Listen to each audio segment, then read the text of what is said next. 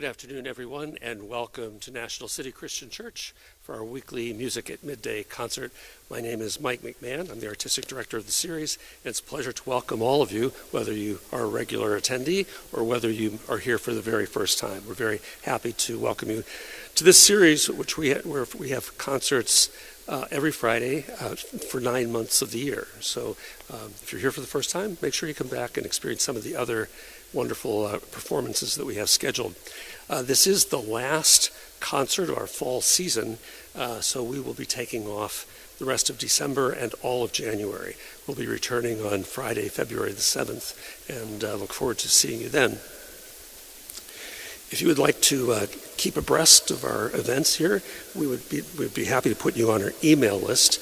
Just write your name and your email address on a piece of paper. We have some forms actually you can use, but we don't need that, just your name and email address, and we'll make sure you're notified of our weekly events. The series is self-supporting, meaning that we do rely on you to help us to do this every week. And if you're able to make a donation by cash or check, we can accept those in the collection plates at the entrances of the sanctuary, front and back. You can also make a donation online at nationalcitycc.org. Well, today we're very happy to be welcoming back Yvonne Chen, who has played here a couple of times before and has always delighted us with her artistry and her just love of the music. So I hope you enjoyed today's concert. Please help me to welcome Yvonne Chen.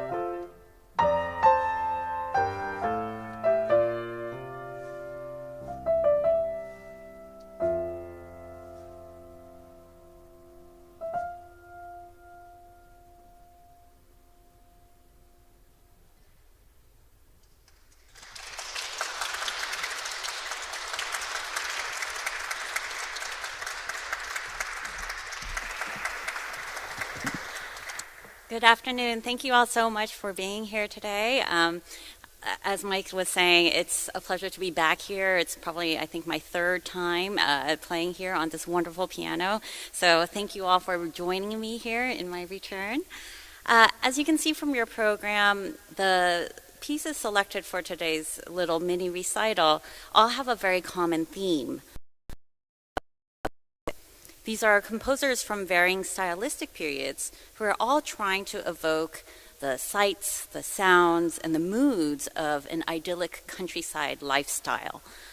So I hope that I'll be able to speak a little bit in between each selection to tell you a little bit of these kind of defining characteristics, and so that you guys, after this 45-minute recital, will be able to recognize little aspects of pastoral music in your own daily lives, whether it's just, background music at a grocery store or it's in Christmas carols, right?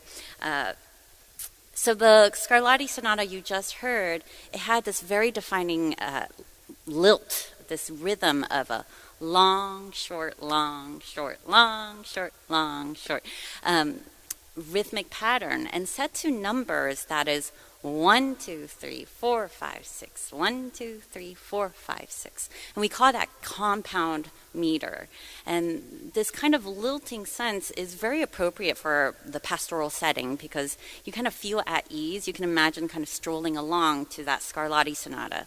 Now, this next piece is, I will actually jump in the program. We're going to get to the Nico Muhly later, but we will go to the Liszt next. And I wanted to play for you the Liszt Pastoral that comes from his Year of Pilgrimage in Switzerland, because it uses that same compound meter, but now in a livelier tempo. So instead of this leisurely stroll, we actually get the feeling of more of a joyous celebration. So I like to envision in this pastoral as a little bit of a village, celebration, a festival, because in the second theme of this pastoral, you will hear what sounds like bagpipes. And of course, I'm not gonna get a bagpipe out here. I don't know how to play one. But you will hear in my left hand, in the bass register of the piano, this open fifth kind of droning away, and that will give you the idea of that bagpipe. So here is the pastoral from Liszt's Year of Pilgrimage in Switzerland.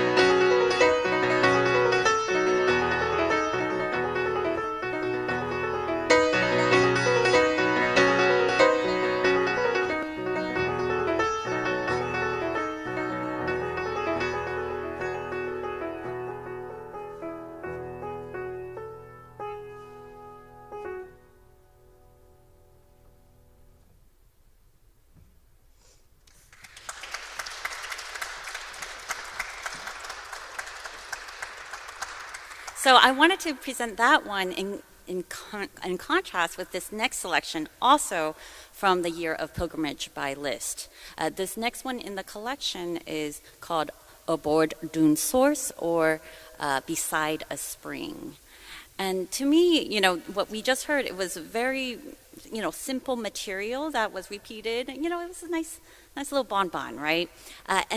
But this next one, I think Liszt incorporates these elements of the pastoral, so that 6/8 compound meter feel, but amidst a whole different landscape, because again, he titles it Beside a Spring, and so we hear that flowing of water with his use of, really quick, fast notes that aren't meant to be really heard as melody, but as background. And so you get this mood of exactly what he titles it, Beside a Spring.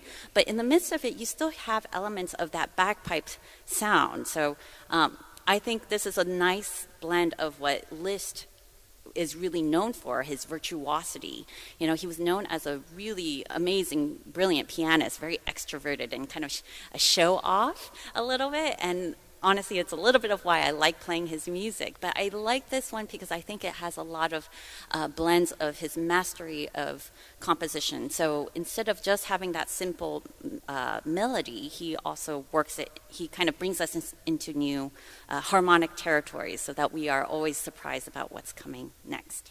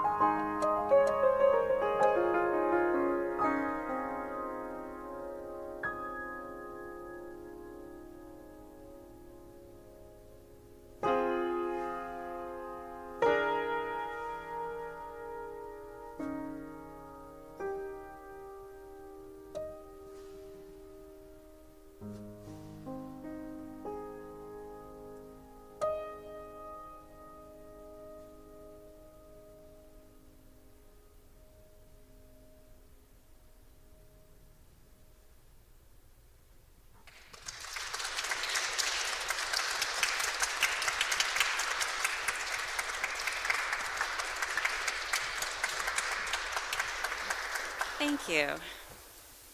So now I wanted to bring us a little bit away from that compound meter, right? We get a little bit too much of that lilt sometimes. So now I will bring us to the contemporary portion of the program with this piece by Taiwanese composer Cha-Yu Su. Her Blue Ridge sketches, as you can imagine, are based after the Blue Ridge Mountains. And I selected this because, of course, I'm originally from Virginia. So I thought, well, now playing this program for you all, then you can maybe envision that scenery a little bit more realistically, right? But I wanted to play her first movement, which is called Blue Mist, because you get this feeling of vastness, even though it's only 3.5 minutes or so. The way she uses the full range of the instrument, of the piano, you hear the very, very low range. You hear some of the big sparkles at the top of the piano as well. And so you get this feeling of just complete vastness. If you've ever been at the top of a mountain, right, and you can just see like the distance. And so that's a little bit of the mood that I think that she's trying to evoke here. So again, the musical material will be completely different. Well, it will feel a little bit completely different from what we've heard already, but hopefully the mood is something that you will also be able to really relate much more closer to.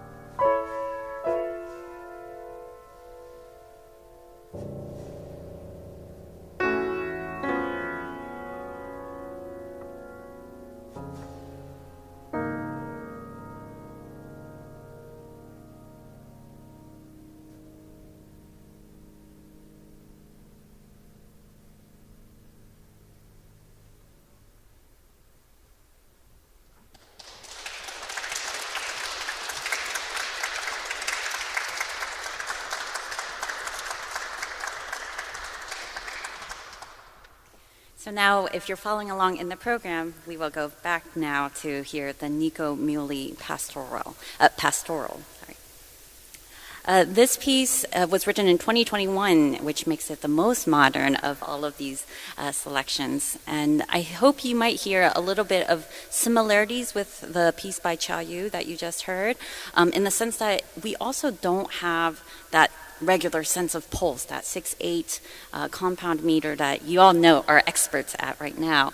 But I find that a lot of modern composers, especially when they're trying to reflect nature, they're kind of trying to not have that sense of pulse because they feel like, oh, again, that feeling of expansiveness, a feeling of just timelessness feels more appropriate when we're out in nature, right? Where we don't feel like the passage of time with a regular beat. And so you'll hear that in the pastoral by Nico Muhly. This piece, he writes in 3 different movements, but are played continuously. So you won't hear a break in between each one.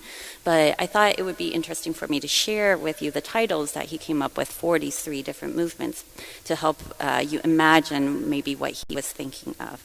So the first one is titled Obad, so that's the coming of dawn. And so right from the beginning, you can hear just little fragments of music, and to me, it really reflects, you know, if you ever wake up when it's still dark outside and everything is super quiet and, you know, you're starting to witness the sunrise and like the birds awakening, right? And so gradually you hear a buildup of music and sounds. The second movement is called the call. And so I like to envision it as 2 different things. It could be in some ways the chattering of birds. Okay, you have a lot of, again, using the upper register of the piano, or you can think about it as ringing church bells, because there is a certain amount of resonance that he gets using that part of the piano, and with a lot of repeated octaves. So those open intervals, I think you will really get a feeling of kind of wonder and mystery a little bit. And then he finishes with a chorale, so which you might hear as a reference to the more sacred roots of pastoral music. So here is Nico Muhly's pastoral.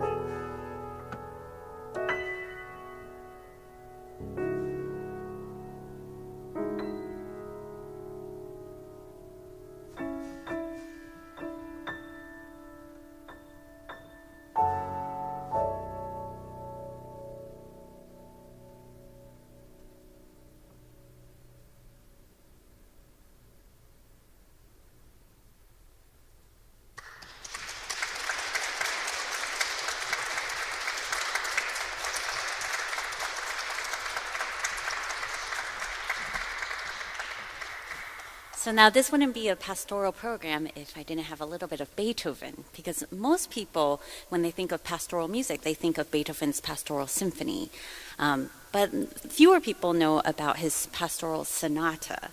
Now, granted, it wasn't nicknamed by him, but I think there are very specific elements within the sonata that really points towards the pastoral style, as you already probably know.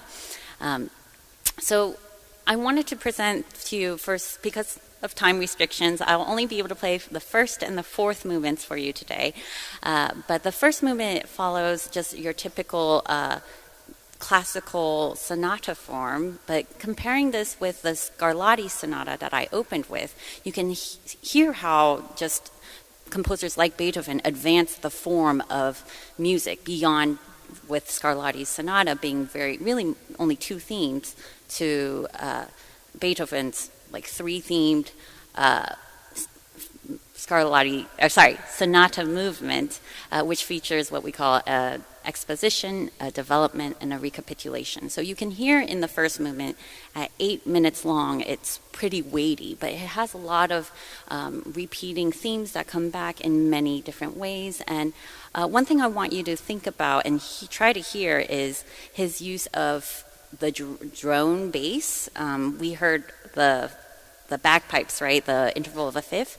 But here, Beethoven uses a D, a repeating D, pitch of a D. And if you saw my music, you would see the whole first page is essentially that D, D, D, D, D, D, D, kind of just in the background. So it's not as obnoxious per se as the bagpipe, but you still hear that drone in the background throughout this first movement.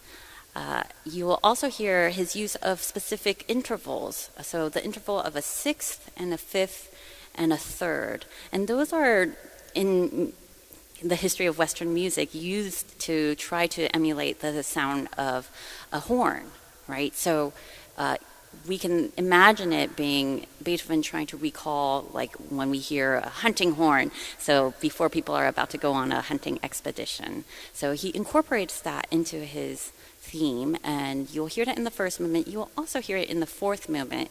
And I love the fourth movement because now in the fourth movement we'll have the return of that compound meter, but in a very brisk tempo, and it is in your typical rondo form. And a rondo is what we like to say A-B-A-C-A, so it's always returning to a refrain, that A material that you will first hear. And I think Beethoven uses his A theme to try to bring a lot of humor into that movement. So I hope you can hear how it's possible to refer to, the idyllic landscape of a countryside, but also still make lively music out of it as well.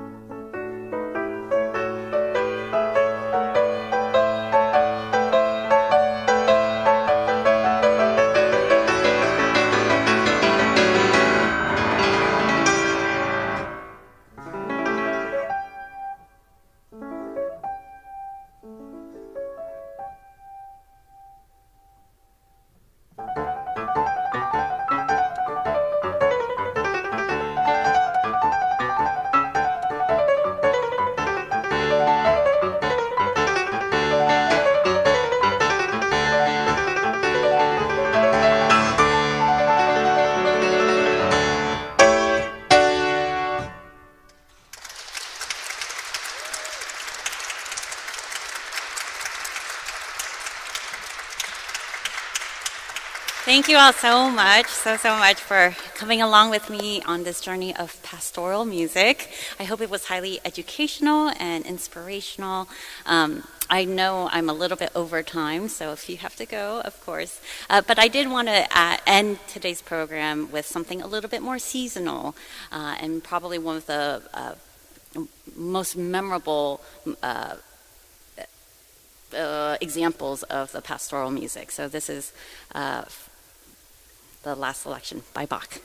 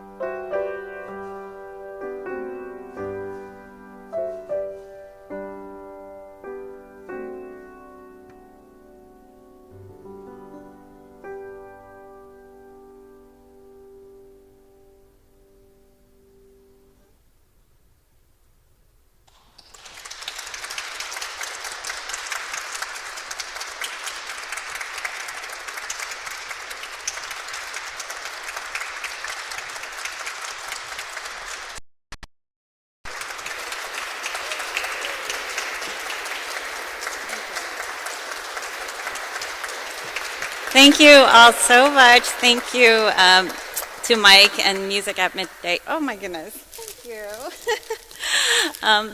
It's always a joy to be back here, and so thank you all so much for staying and hearing this music. This is actually a smaller version of a longer recital that I have. I have a few of the clips on my YouTube channel, so you can search for me there. And while I'm normally based in Houston, Texas, I do try to come home and visit my parents and perform a little bit for them and their friends and for all of you. So if you like, I have an online newsletter to let you know of when I am back here in town. So please sign up, and hope to see you again soon, and happy holidays.